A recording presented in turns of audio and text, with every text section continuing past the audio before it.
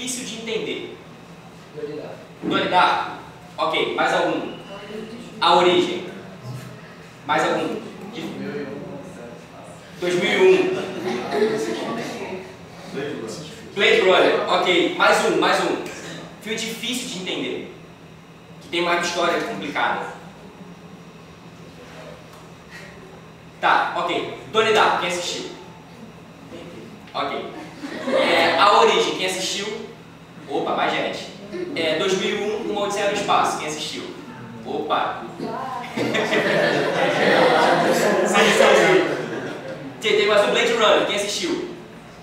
Pouca gente também. Então eu vou trabalhar com a origem, ok? Que foi o filme que foi só mais assistido. Não vou dar spoiler, mas a origem conta que é possível, através de uma máquina, entrar no sonho das pessoas. E aí a história se desenrola a partir disso. Ok? Então vou imaginar a seguinte cena. Você hoje quer assistir um filme, vai chegar em casa, que horas? Mais ou menos umas 10 horas? Ainda dá tempo. Mas de repente você quer assistir amanhã, vamos pensar amanhã de tarde.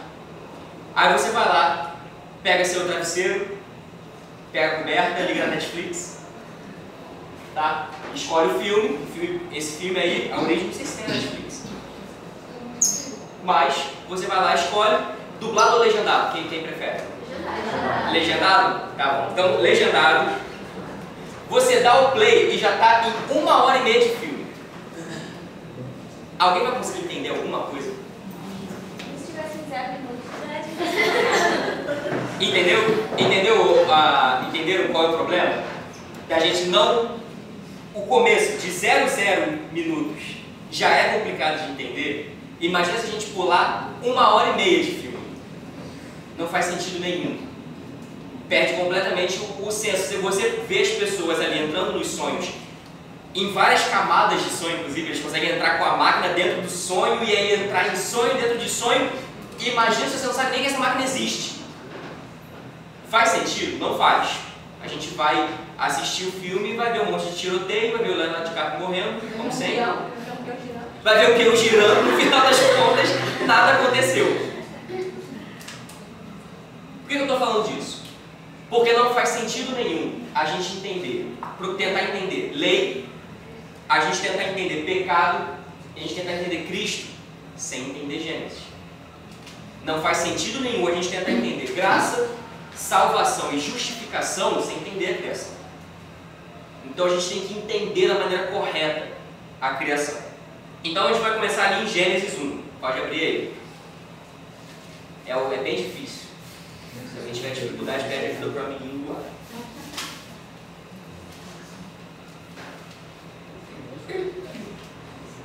Alguém sabe de cabeça? Brincadeira. No hebraico? Não. Tem. Mas não sabe. Não sei. Ok. Diz aqui em Gênesis 1. No princípio, Deus criou os céus e a terra. Era a terra sem forma e vazia. Trevas cobriam a face do abismo e o Espírito de Deus se movia sobre a face das águas. Disse Deus, haja luz, e houve luz. Então, a primeira coisa que a gente precisa compreender é que Deus cria. E aí, quando a gente fala cria, eu fui me aventurar em procurar qual era a palavra que se usa lá no hebraico e lá, o que ela significa, é o tal do parar. É um verbo parar. Que quer dizer que você cria do nada. E a ideia de criar do nada é muito louco. Porque assim, alguém vai ouvir me diz se alguém vai ouvir esse som. Todo mundo ouviu esse som? Esse som, ele não foi criado do nada. As minhas mãos se chocaram uma com a outra e produziram esse som. Mas quem foi que produziu as minhas mãos? Então a gente vai começar a pensar. Meus pais me criaram, me geraram, eu nasci com mãos. Quem gerou meus pais? E a gente vai voltando. A gente vai voltando, e a gente vai voltar ao ponto de não existir ser humano. Mas antes do ser humano tinha alguma coisa. Tinha terra. E quem criou a terra? E a gente vai voltando. E a gente vai voltando cada vez mais até o ponto em que não tem nada. E é muito estranho, às vezes, a ideia de não ter nada, Porque a gente não está acostumado com não ter nada. Se eu olhar para o meu bolso aqui e eu ver que não tem dinheiro nenhum, não significa que não tem nada. Tem pano, tem ar. Se a gente, sei lá, quiser de repente falar uma frase muito grande, a gente fala assim, fiquei sem ar de tanto falar. Você não ficou sem ar. Porque dentro ainda tem coisa. Então a ideia de nada, ela é muito confusa pra gente. Assim como a ideia de eternidade é confusa pra gente, a ideia de nada também é confusa. E é desse nada que Deus criou. Depois que eu comprei esse aparelhinho aqui, o Kindle, é bem legal. Bem baratinho, recomendo para quem quiser. Eu comecei a procurar algumas coisas para ler, e aí por um acaso eu vi que tinha disponível um livro que chama Uma Nova História do Tempo, do Stephen Hawking. Todo mundo conhece Stephen Hawking? Cadeirinha, falava esquisitinho. Morreu há pouquíssimo tempo atrás. E a gente vê o barulho que ele faz sem nem ter voz. É um cara que escreveu tendo o músculo da bochecha para mexer e ainda assim fez um barulho absurdo. E no livro dele, no capítulo 11, quando vai falar de gravidade quântica, é muito bizarro o jeito que ele vê o universo. Porque depois que acontece o Big Bang, segundo ele, depois que acontece o Big Bang, ele vai explicar como as partículas se uniram, vai falar da força forte, da nuclear forte, nuclear fraca, vai falar da força gravitacional, vai falar de uma série de coisas, só que ele não considera o seguinte: ele pensa que como o universo está em expansão hoje, o universo já esteve todo comprimido em um ponto. Todo o universo, realmente todo o universo, toda a massa e toda a energia do universo esteve comprimida em um ponto. É meio bizarro pensar isso, mas vem a pergunta que a gente tinha feito. E de onde veio isso? De onde veio esse ponto em que todo o universo estava? O Adalto Lourenço, alguns católicos que conhecem, é um escritor cristão, cientista. Ele vai falar um pouco sobre o criacionismo bíblico, sobre o criacionismo científico. E ele vai trabalhar em como que Deus criou as coisas de uma maneira científica. E no final das contas, não importa muito como Deus fez isso. A Bíblia vai dizer como Deus fez. Mas o mais importante não é como Deus fez. O mais importante é a gente entender primeiro que Deus fez. Então Deus criou todas as coisas. E a gente, como ser humano, precisa entender primeiro isso. Então no primeiro dia, vamos abrir aí em Gênesis 1, de novo, todo mundo aberto aí. Versículo 3 vai dizer que Deus criou a luz no começo.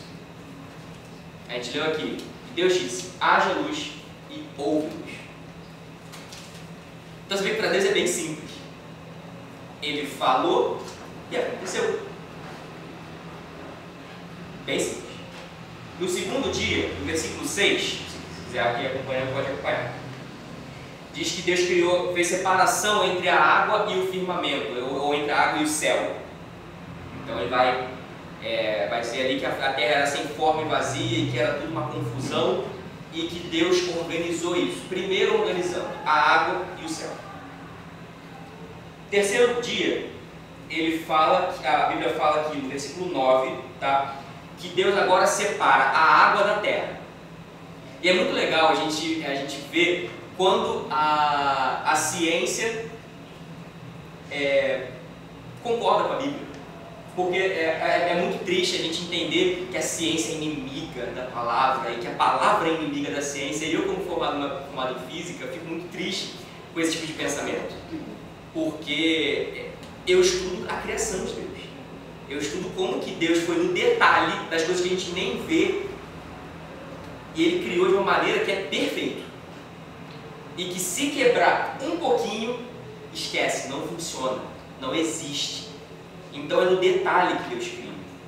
Então, quando Deus separa a água da terra, o texto bíblico vai dizer que ele mandou as terras se ajuntarem em uma porção.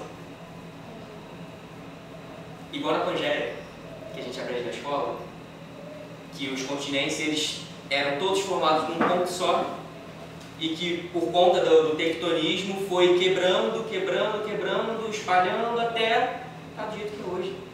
E vai muito bem, obrigado. Valeu. Graças a Deus.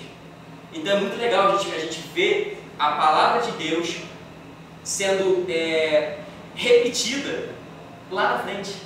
E a Pangeia sendo comprovada é uma coisa que já está escrita ali. Isso é bem legal. Bom, no terceiro dia, no versículo 11, vai falar então que Deus cria as plantas. E assim, eu particularmente acho muito legal Deus ter criado as plantas antes do sol. Porque a gente sabe que planta faz fotossíntese. E o Wicked tinha me falado sobre isso. É muito legal isso, porque sabe o que acontece? Ele criou a luz primeiro. Então não está errado. Oi? Da onde vem a luz? Aí eu não sei. Porque o texto bíblico não fala. Mas, se há luz, tem como ter fotossíntese. Então, até agora não tem nada errado. Tem nada errado. Versículo 14, é o quarto dia. Deus cria os luminares. Então, aí só que Deus vai criar Sol, Lua e as estrelas.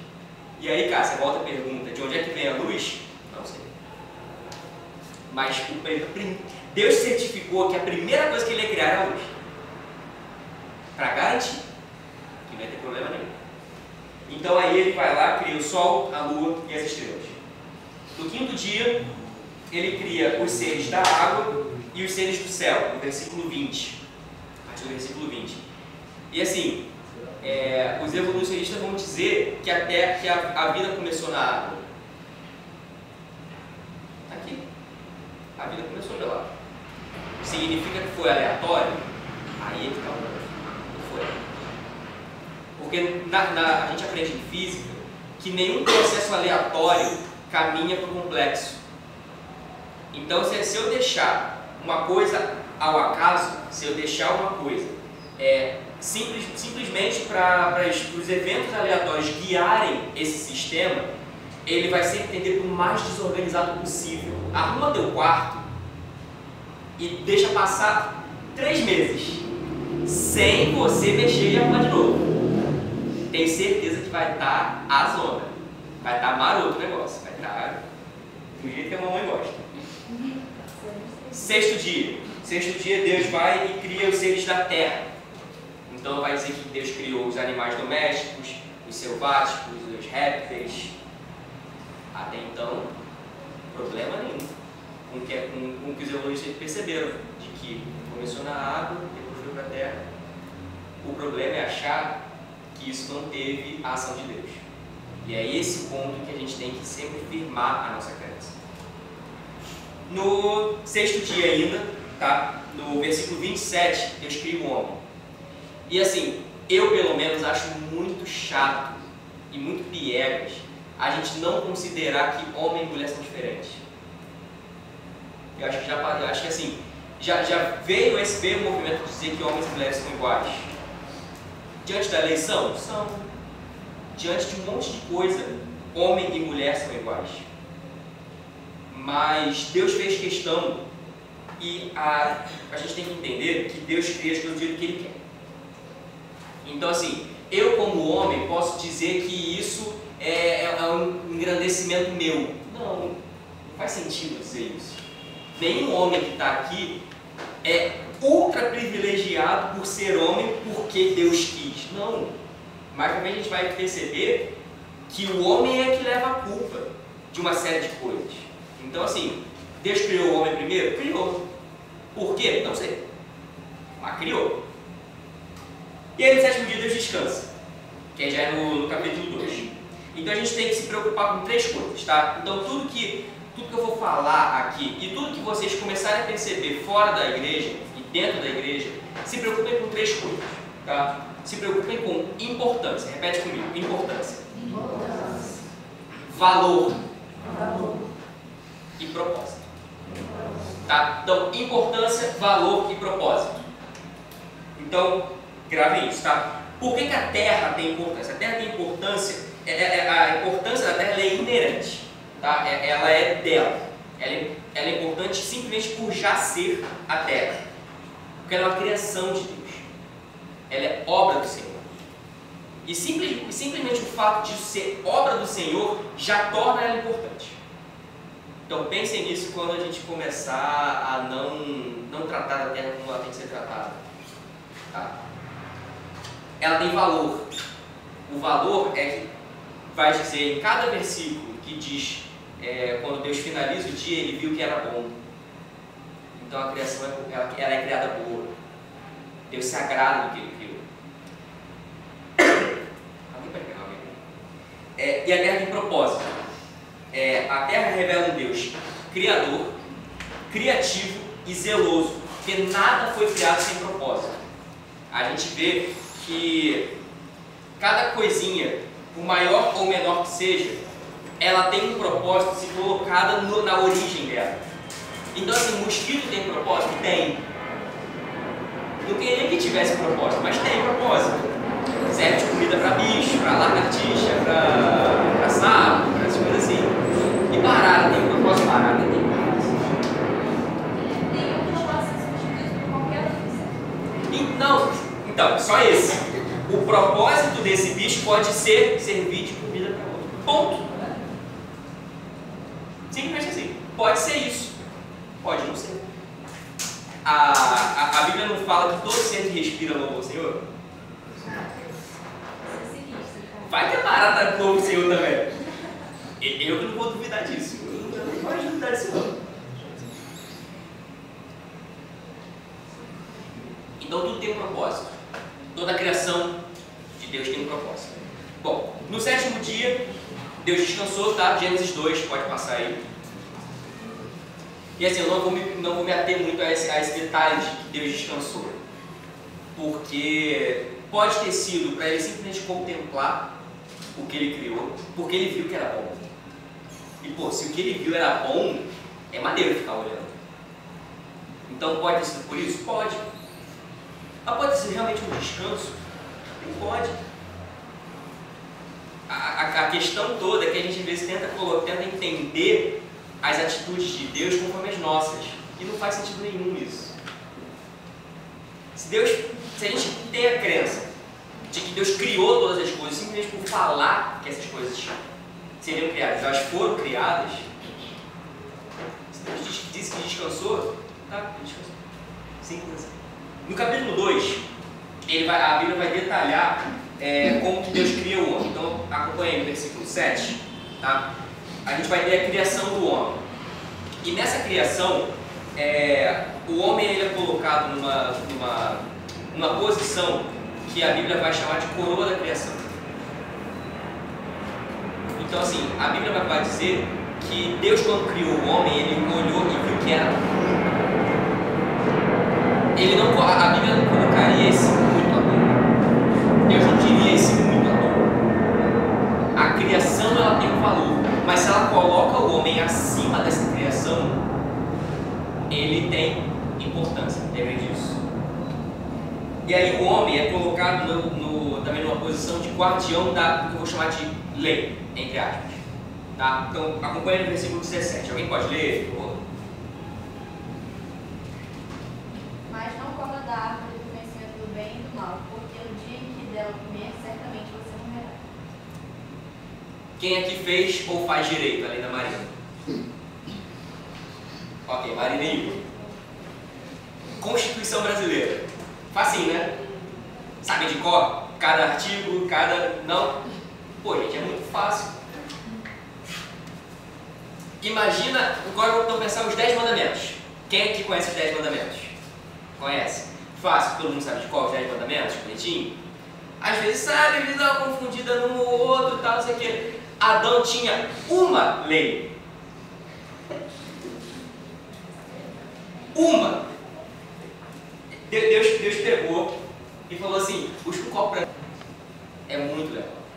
Então assim, não faz... a Bíblia fala que a terra era coberta por um orvalho, e era esse orvalho que irrigava as plantas, e aí Deus vai lá e mostra os animais, e fala assim, pô, dá nome pra eles aí. Imagina a cena, Deus juntando todos os animais que ele tinha criado, bota a fila, fala assim, esse aí, elefante, bom nome. Cachorro, ok. Gatinho, vai pra lá. E vai dando nome. Imagina a quantidade de nome que Adão teve que dar.